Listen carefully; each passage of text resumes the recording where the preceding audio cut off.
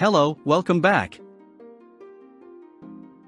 As expected, flashscore made some changes to their website, and that means the code we wrote earlier will not provide the full expected results. So like flashscore, we will also update our code.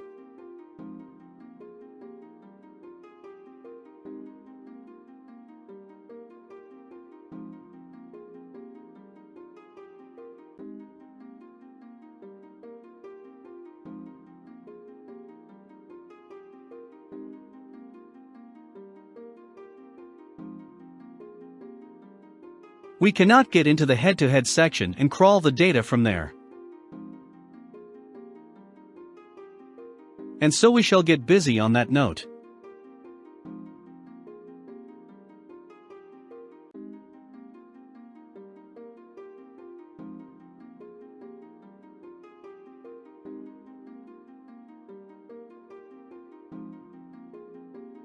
We open Python's IDLE, create a new Python file, and save the same.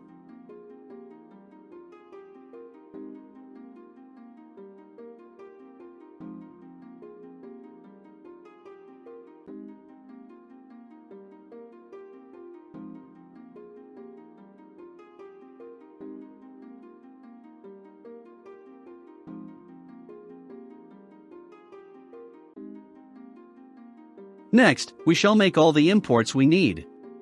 Firstly, we'll import Selenium for browser manipulation and automation. Next, we'll import the noSuchElement exception library to handle errors thrown when an element of interest is absent.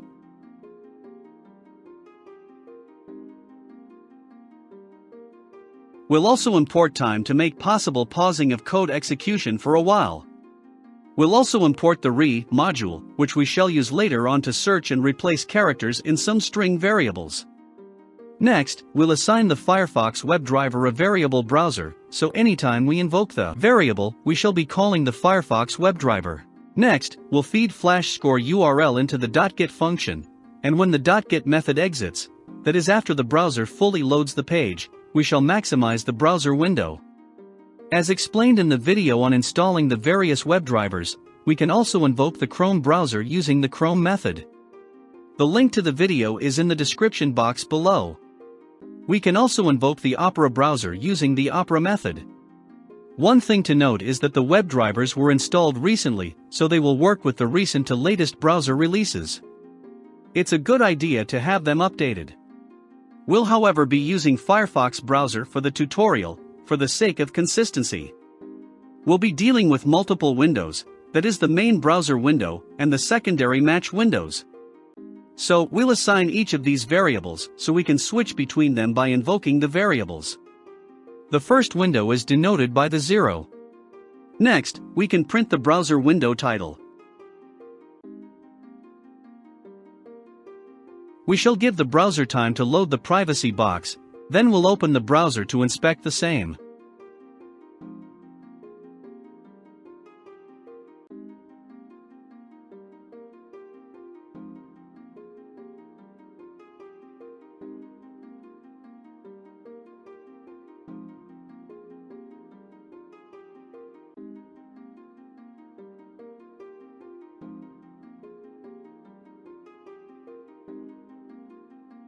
The element has an ID name, which we will copy.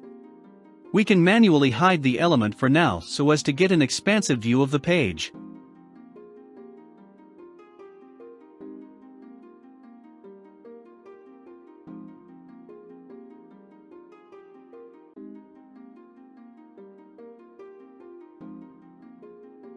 We'll also paste the ID value inside the getElementById method and hide the element.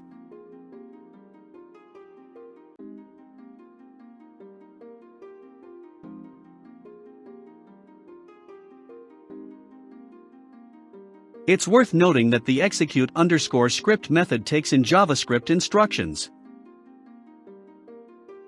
The element left behind a template, and we'll hide that too.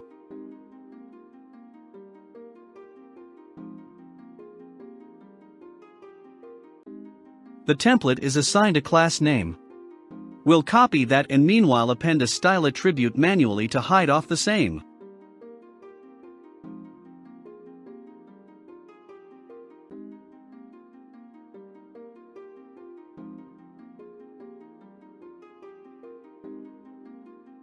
Back at the coding window, we'll append the class name to the getElementsByClassName method.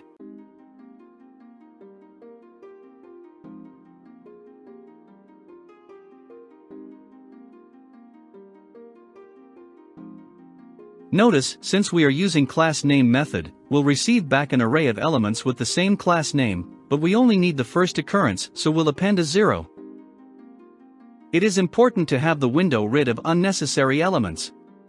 The WebDriver itself scrolls the page upon reaching the bottom, and having the privacy box in the way will make Selenium throw a no element found exception and terminate code execution. Next, we'll introduce two variables, x and n. We'll discuss their use shortly. We shall introduce a for loop with Python's range function and pass in 0 and n. Since the value of n is 5, the for loop will run 5 times, with 0 being the first iteration and 4 being the last. With the range function, the literal 5 is not taken into account, as that will make for 6 iterations. Next, we shall want the WebDriver to click on the first match.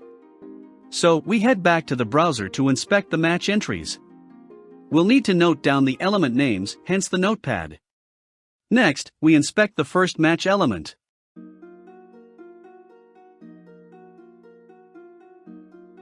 On the inspector window, we scroll upwards until the parentmost element for the match entry gets highlighted on the browser. That is the element of interest. However, we find 3 class names. The most appropriate class name, however, is the event_match-scheduled. The class name is not assigned to a finished match, as we can see.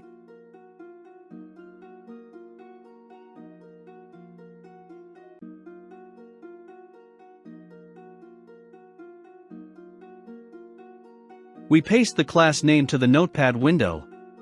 In order to track down each match entry, we'll need a pseudo-element selector that begins looking for a child element right from its parent.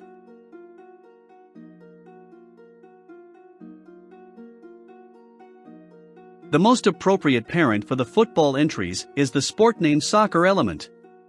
However, we need only one name, so we take the more appropriate soccer class name. We paste it onto Notepad and construct a pseudo-element selector. Since we are dealing with class names, we use periods to indicate the same. Were they ID values, we would use hash signs before each value. Be sure to leave spaces between the element names. The reason we use a try statement is because the algorithm might land on a league title while browsing through match entries. In such circumstances, it should not give an error, as we shall handle the error shortly in the except block.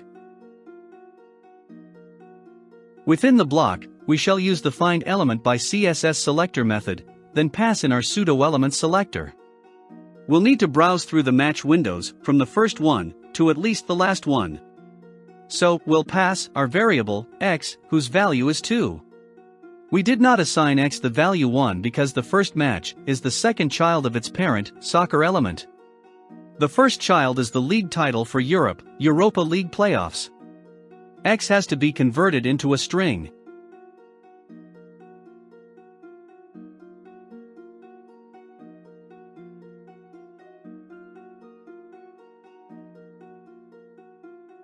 We use the backslash to indicate to Python that the code is in a single line, but we break it to enhance readability. And the element will be clicked. After successfully finding the element, the code will not increment the value of x. However, we shall call for the increment in the except block.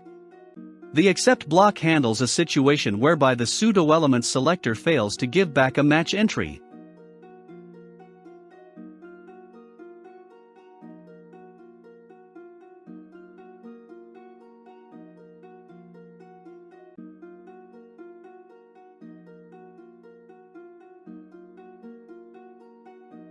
In that case, we shall increment x by 1, then have the program try to find the next match entry.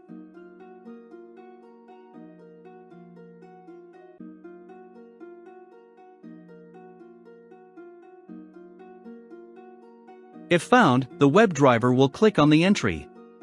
Else, the except block will increment the value of x by 2.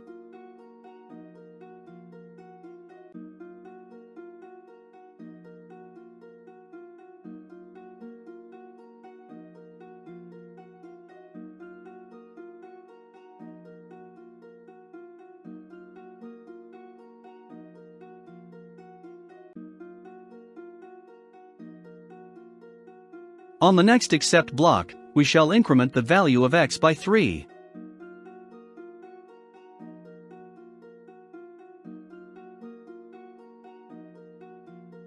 The reason we have more than one except block is because, in some situations, matches might have been completed, so the algorithm will skip those and look for one that is not yet started.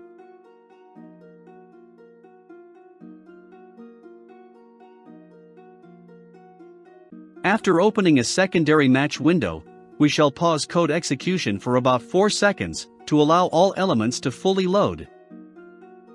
Then we shall assign the secondary window a variable, window_after. Notice, we append one into the box brackets this time.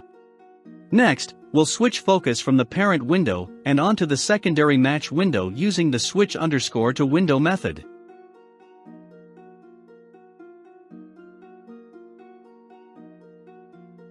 We can also print the secondary window title.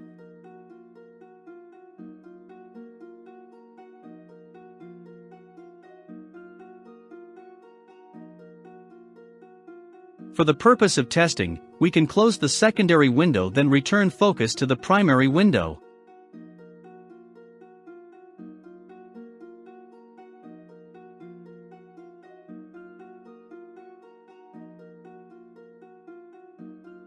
We save the code, close other windows then run the program. Firefox launches its WebDriver, the GeckoDriver, and opens 5 match windows as instructed.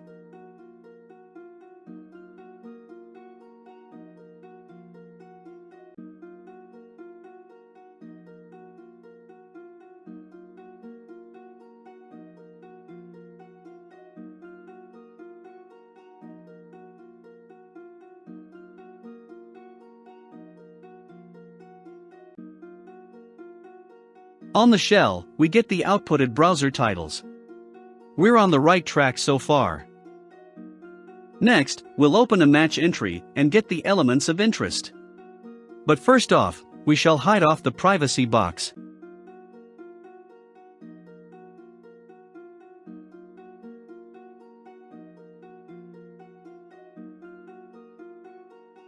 It shares the same ID value with the one from the parent window.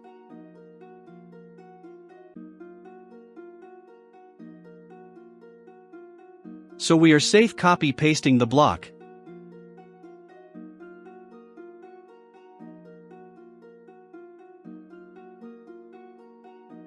Tab it appropriately. We can pause code execution for 2 seconds to allow for the box to load. We'll hide it off and inspect the head-to-head section.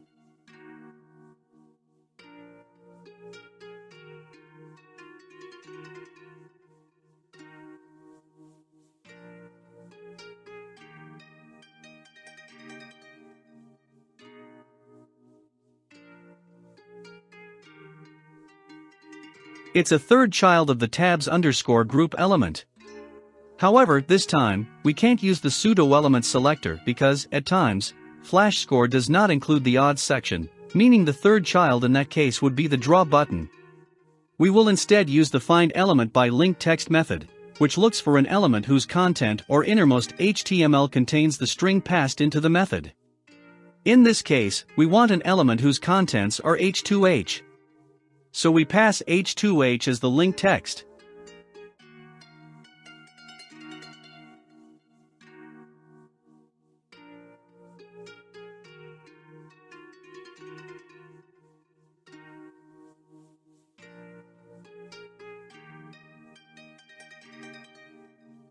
We can delay code execution to allow time for the head-to-head elements to fully load.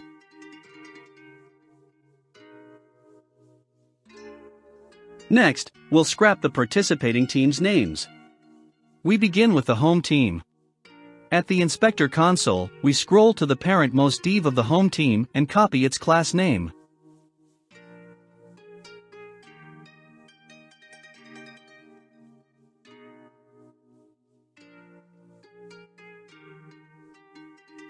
The two innermost elements share the same class name, so the pseudo-element selector will bear both. If we write only one, then the value of the inner HTML will include HTML tags for the child element. We only need the team name and no additional characters.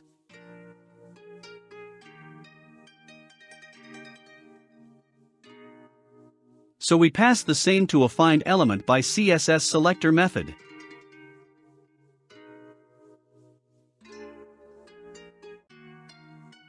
We need the inner HTML, or the actual content of the element.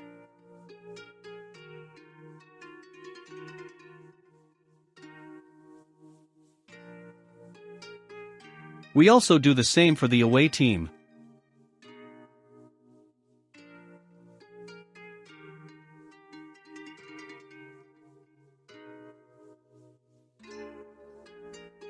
Since the inner elements have similar names to those of the home team, we extract the name of the parent-most element for the away team and paste the rest.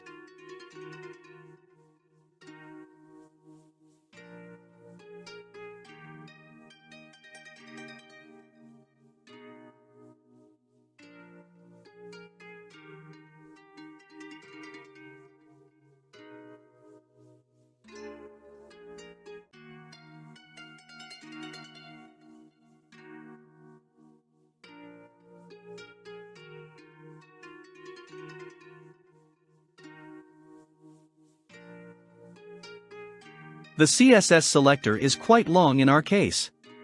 Another easier method we could use to find the team names is the XPath method.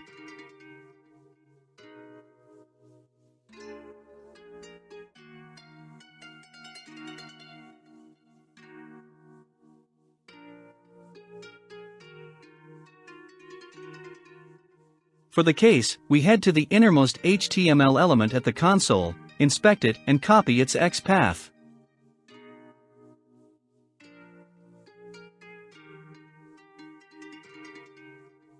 In the Chromium-based browsers, you would opt to copy the full XPath, instead of just the XPath. We paste the same. The method is easier, but flashscore does not consistently lay out the elements, so for another match window, say with the odds tab missing, the XPath to the element will be slightly different and will trigger a no element found exception. Besides, it is easier to debug the CSS pseudo-elements selector for any future corrections. Every match has to have 2 participating teams, so we shall not use a try-except block here. Next, we'll scrap the head-to-head table for the home and away teams for each particular past match and the scores thereafter. We'll begin with the scores. We click on the home team of the most recent match and inspect the same. Firstly, it's worth noting that all the 3 tables on the page share a common class name.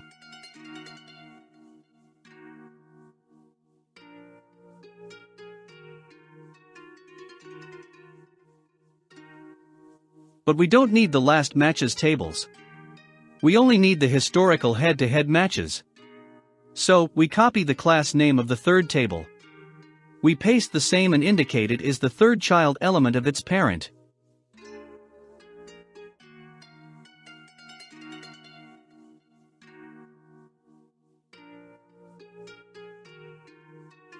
Our next element of interest is the first row of the head-to-head table. All rows share a common class name. We want the first instance. So on our pseudo-element selector, we indicate we need the first child.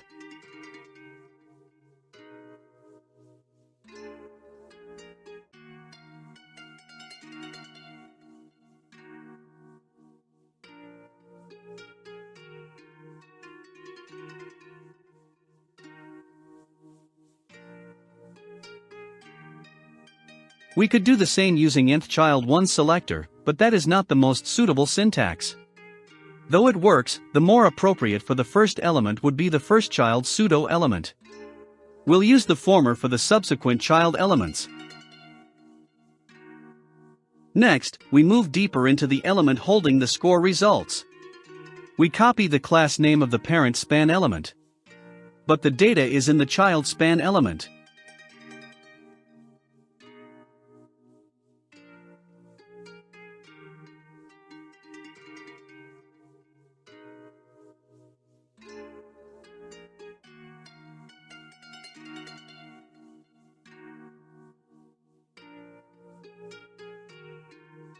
So we indicate the same using the greater than sign than the child span element. The head-to-head information might be missing, so we'll use a try block to scrap the same.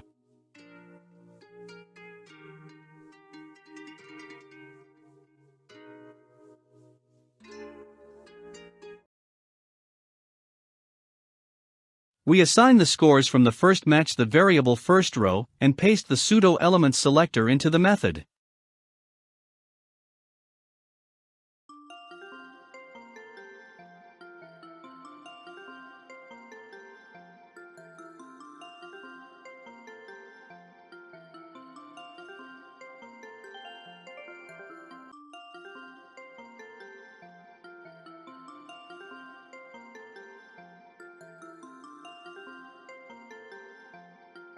If Selenium finds no data here, it will simply ignore and move on to the next block of code.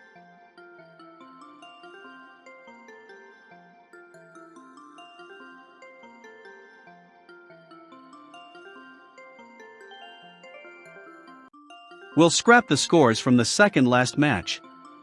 For that case, we paste the initial block, then since we need data from the second row, we change the pseudo-element to nth child 2.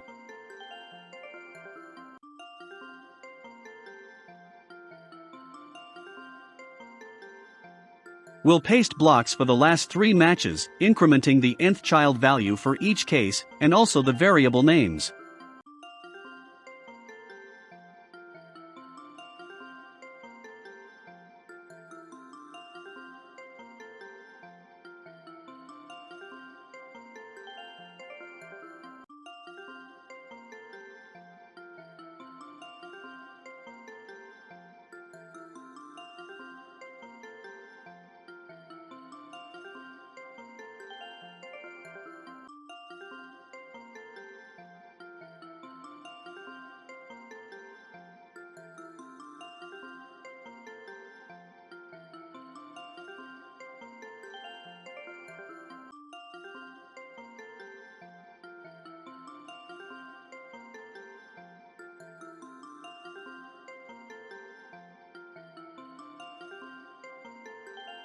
Next, we'll scrap the team names, beginning with the home team then the away teams as per the last 5 matches. We shall reuse the class names for the table and the rows, but now we need the team names. The home team name is found in the home participant element. It is worth noting that the winning team has an additional winner class.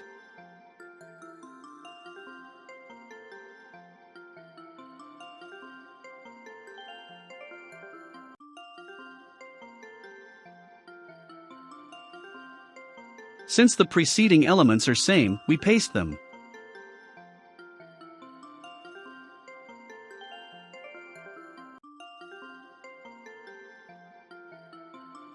We do the same for the away team.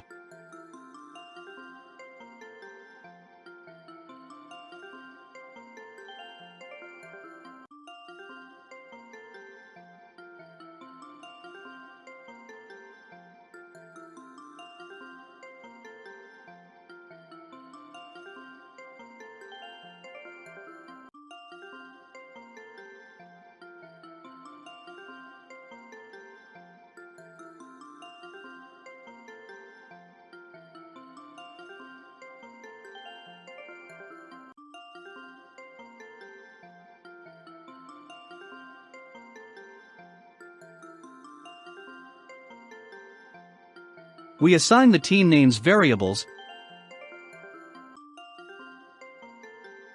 and paste the block 4 more times, carefully changing the variable names and value of the nth child selector.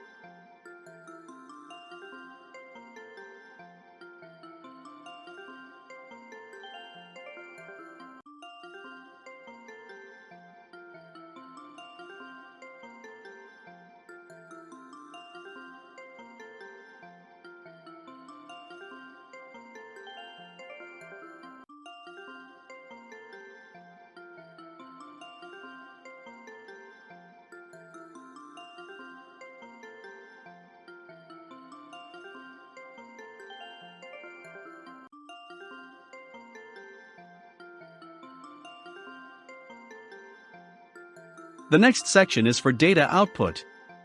First off, we print the participant team names and add some formatting to the same.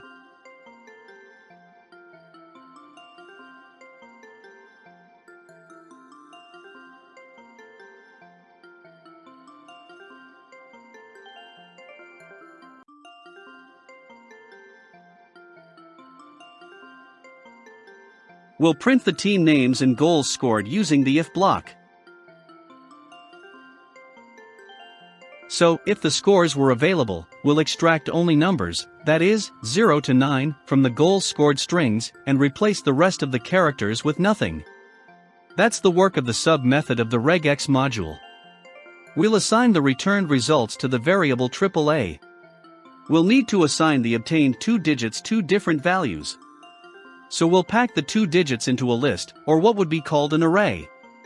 The variable res stores a list. Its data type is list. Next, we'll assign the elements of the list 2 variables, a and b. A for the first element and b for the second element.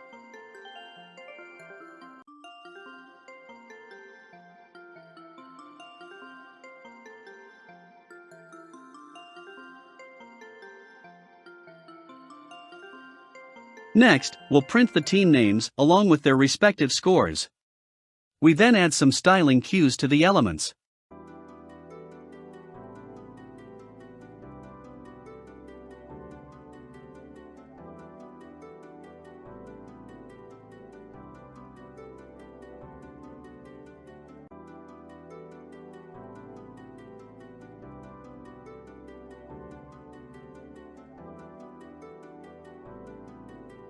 We shall then aggregate the scores from the 2 variables into a variable, total A. We paste the block 4 more times, carefully replacing the variable names.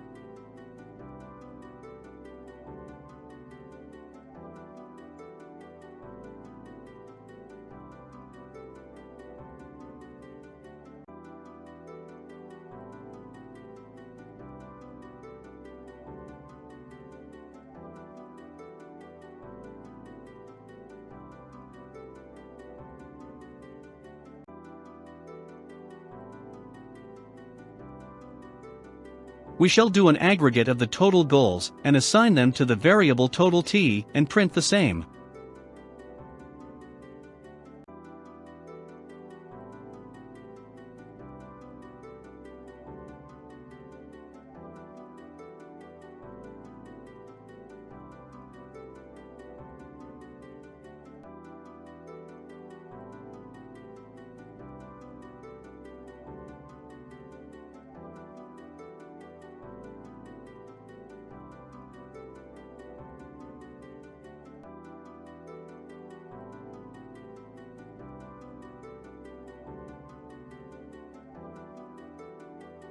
Before going to the next loop, we shall reset all variables to 0.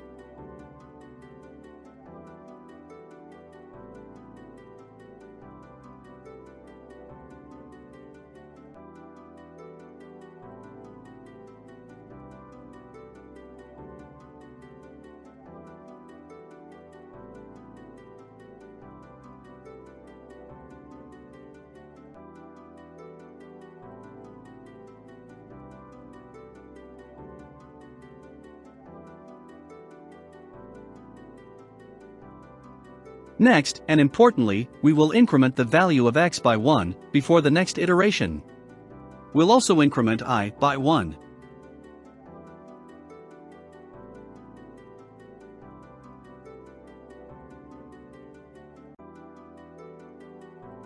We run the code, and this time place the output shell on the side, so we can see the data being rendered in real time.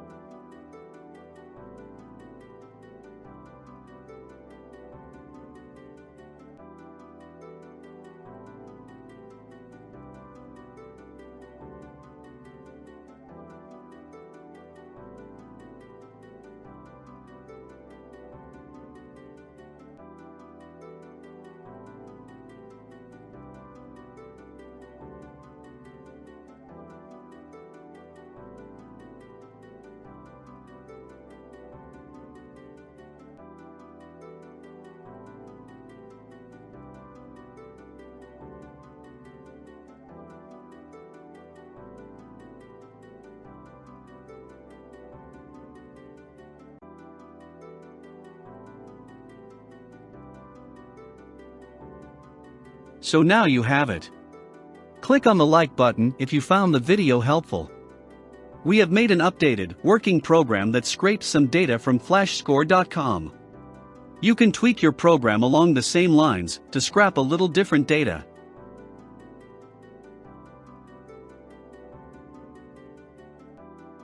Subscribe to the channel for more Python hands-on videos. To get notified of any of our future video releases, click on the bell icon.